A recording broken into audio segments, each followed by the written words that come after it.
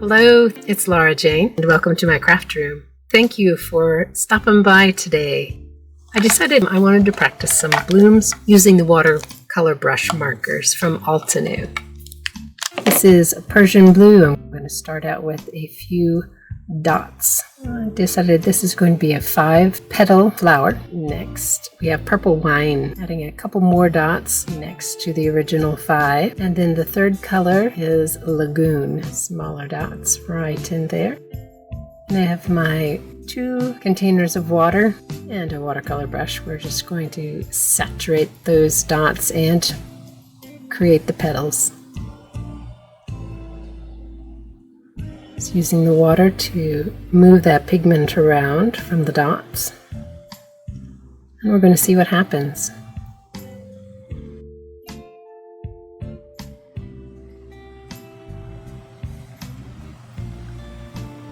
Using lots of clear, clean water.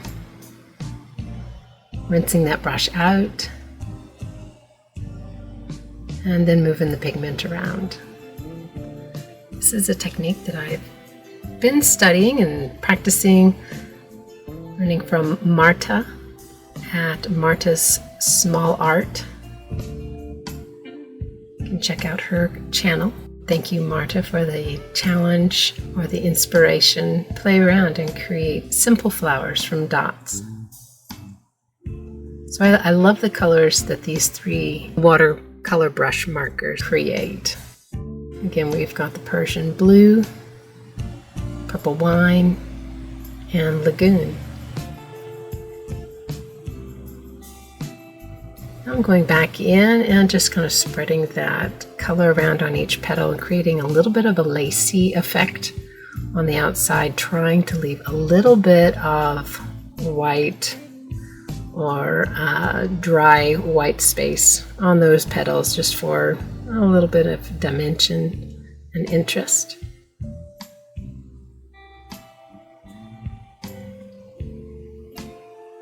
So now I'm using color from those petals, from the original large bloom, and creating a smaller flower. Got 5 dots just in reference for where my petals are going to start.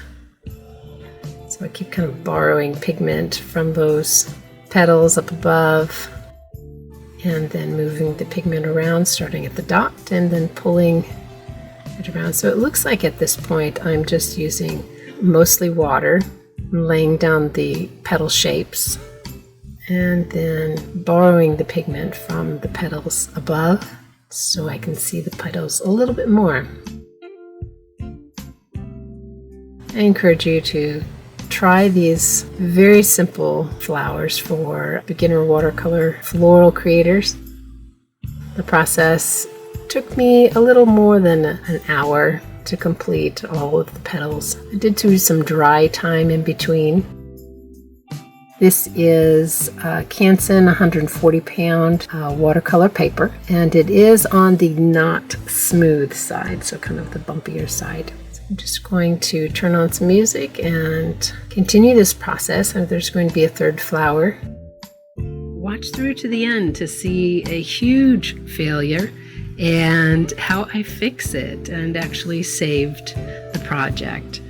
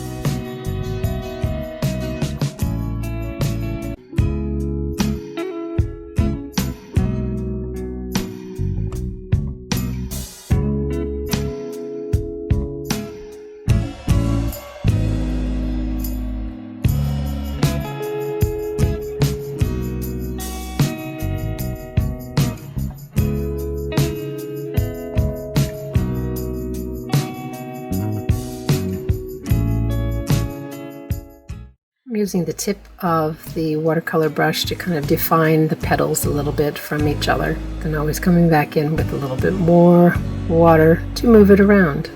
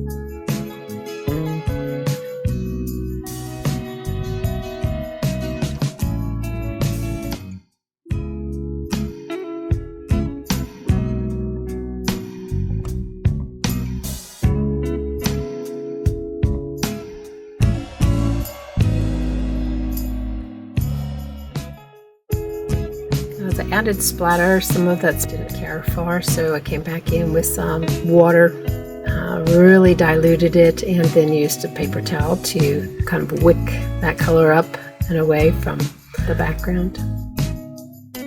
So I'm very happy with the colors of the blooms here with the purple that's coming through the various shades on the petals.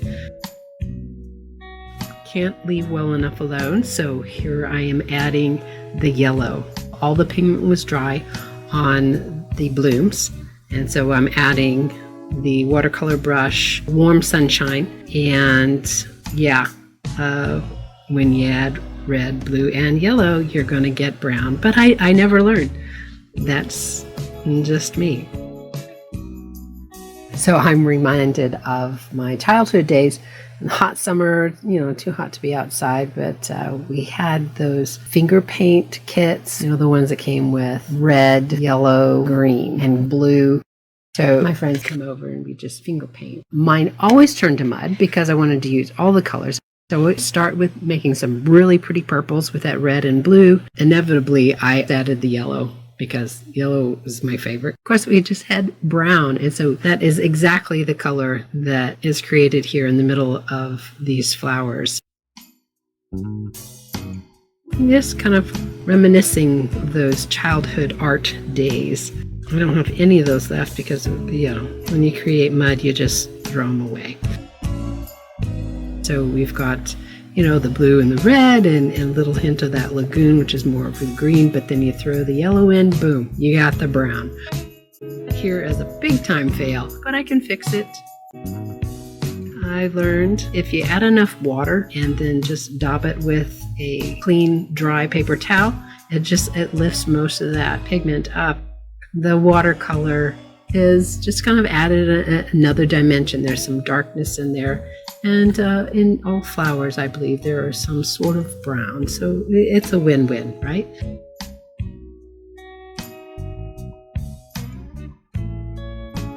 And now I decided to move on with some leaves. So I took the Mountain Mist watercolor brush marker and added a daub of color. And I tried to create a leaf, but my skills in leaf creation is lacking, needs a lot of practice. So I just added some more pigment from the lagoon as well as the Mountain Mist and decided to kind of create a blurry background of leaves, nothing real defined.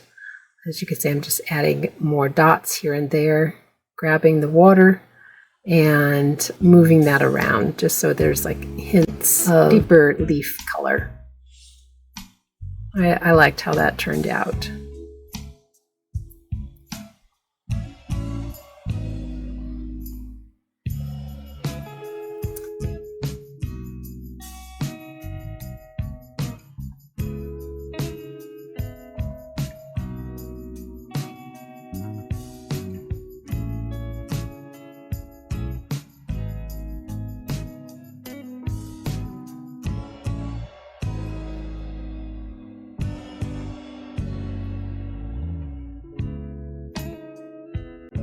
And once I was happy with the way the blooms were as far as the color of purple, I grabbed the dual tip pens, added flicks of color with each petal with the fine tip ends, just lots of flicks.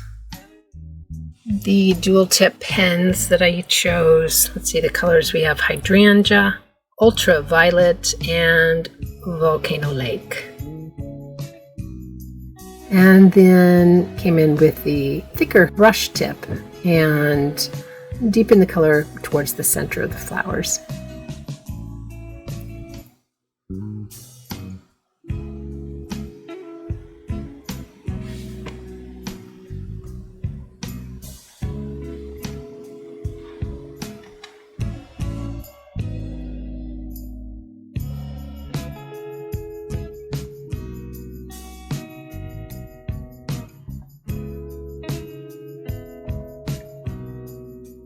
Anyway, and here's my finished card. Trimmed it down a little bit, matted it with some purple paper, and added the Love You sentiment tag at the top. Thank you for joining me today as I practice my watercolor floral blooms. We'll see you next time. Bye.